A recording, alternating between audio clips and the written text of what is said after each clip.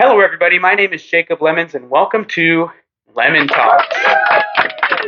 Yes, yes. Welcome back. In today's episode, we're going to be covering a wide range of anime, including Bleach, Boruto, My Hero Academia, and several others, about release dates for them and just updates on the series as a whole.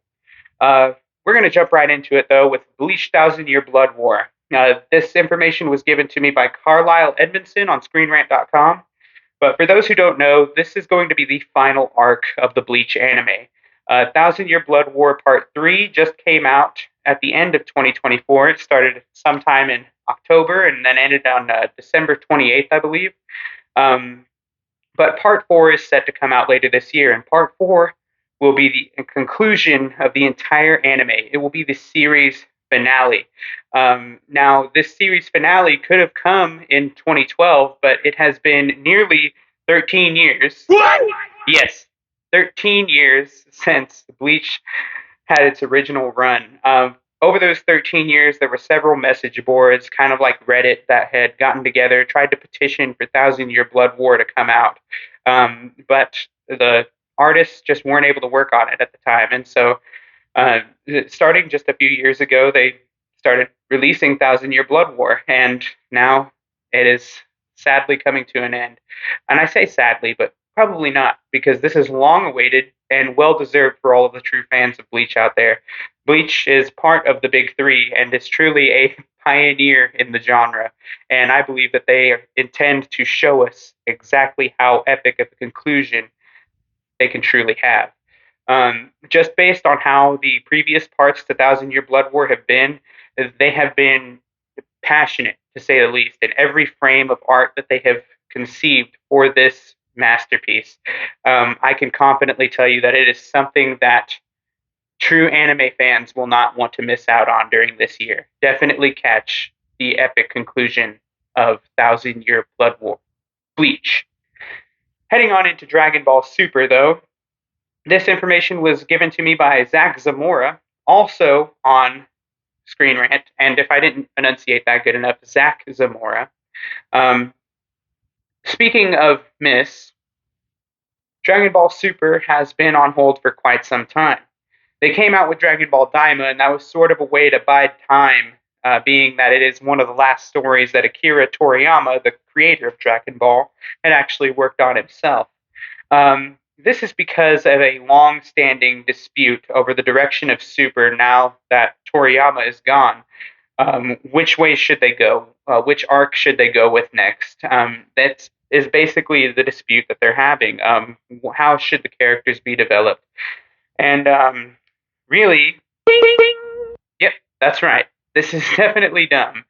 But they better get themselves together before I go all Akira on them. That's an anime joke. For those of you that don't know, Akira is an anime, and a lot of bad stuff happens on it. There is a one-off story planned for the manga set to come out in February, but that revolves around Goten and Trunks, and it'll take place just after the events of Superhero, which was a Dragon Ball Super movie that came out just a couple of years ago. Now, on to Boruto. The information that I got off of the web was provided by Maria Ananuevo on Yahoo.com. Sad news for the Boruto fans, though. We probably won't be seeing Boruto for quite some time. There are some people out there that speculate that we'll see Boruto later this year. But that's because they are working on the assumption that Shonen Jump, the company that produces it, not helps produce it, but they produce it, that they've been able to work a little bit on Boruto, but the fact remains that they've also been working on Bleach. And Bleach, as I said, is one of the big three. It's one of the main anime, a pioneer, so to speak. I believe that Shonen Jump has taken their resources, taken their time, and really focused it on completing Bleach, just out of respect for the anime and what attention it has brought to the genre. But for those who believe that they've been able to let some artists work on Boruto while continuing to work on Bleach, they believe that they will start seeing releases at the end of 2025. For those who are a little bit more, I want to say, realists about it, Me and Maria are probably included in that conversation. You won't be seeing releases until like maybe later next year, like later in 2026 or even in 2027, maybe the beginning of 2027. But it's all speculative at this point because they haven't commented about when they're going to start releasing more Boruto. And uh, like I said, to be honest with you, I think the whole reason that they haven't commented on why or when is because they have been putting everything they've got into Bleach Thousand Year Blood War. Catch it. I'm serious. It is a big deal. Whether you think it is or not, it is definitely a big deal. Now, heading on over to My Hero Academia, the information that I got was actually provided by Bradley Russell at GamesRadar.com. GamesRadar, it is a website that particularly focuses on the gaming community and gaming news, it's that sort of thing. But anime is right in that arena, right in that area. Like if you lived in a suburb, then this is definitely the town that anime lives in as well. So season 8 will actually be the series finale of My Hero Academia. We have followed Izuku Midoriya, the main character of My Hero, from the time that he was a quirkless, which meant powerless, quirky kid, all the way to being an extremely adept user of One for All. One for All is the generational power passed down from generation to generation, all for the sake of fighting off the ultimate evil. Now, My Hero Academia is a anime that takes place in a universe where people are born with superpowers and they get taught how to use those superpowers. And if you have powers and you can use them efficiently, then you may get to be licensed to be a superhero, and that it will be how you make your living. But in any world that has heroes, there is an even bigger story to this. There is good versus evil. And Izuku is the ultimate good in that story. And Shigaraki, he is the character that unfortunately has taken upon the mantle of the ultimate evil. Now, I'm excited, yet pretty sad to see this series coming to an end, but um, maybe that's how we know that it's a good thing, because good things have to come to an end, right? And it'll be an end that I'm sure will be as satisfying as the journey. This end will occur in fall of 2025.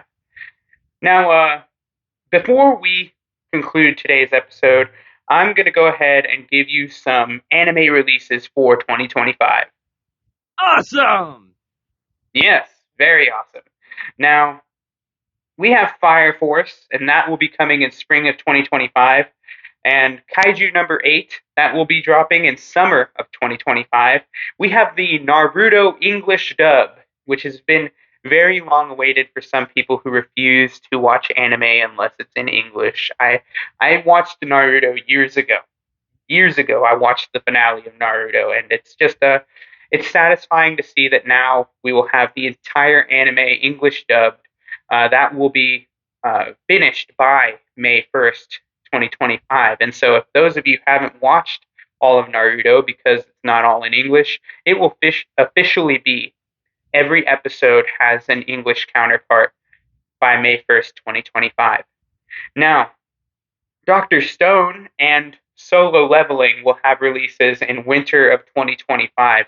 All of these anime are anime that have been the talk of several message boards. I believe that it's just because they're exciting. Whether their story is original or whether the framework for the plot is just topsy-turvy and really takes you on a ride. It has grabbed fans and held on to them. But in conclusion, the world of anime is set to have some pretty big expansions and some explosive conclusions before this year is done.